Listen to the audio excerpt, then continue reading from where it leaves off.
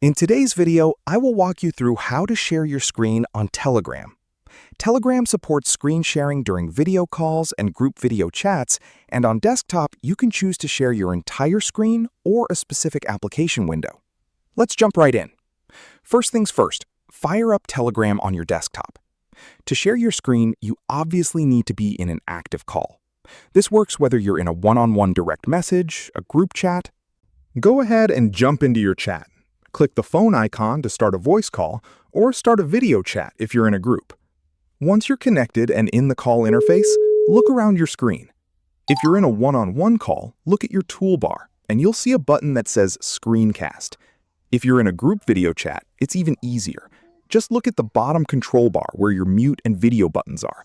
You'll see a little share icon. That's your golden ticket. Now, when you click that button, a small window is going to pop up asking you what you actually want to show people. Telegram gives you two really great options here. Entire screen, perfect if you're jumping between a bunch of different apps, a browser, and folders, and you want people to see everything smoothly without you having to reshare every time you switch programs. Specific application window. This is a lifesaver if you want to keep your messy desktop wallpaper or your private browser tabs hidden.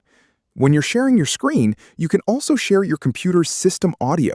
Just make sure the little checkbox for Share System Audio is toggled on if you're playing a video or showing a clip with sound. If this quick guide helped you out, hit that like button, and I'll catch you in the next one. Take care.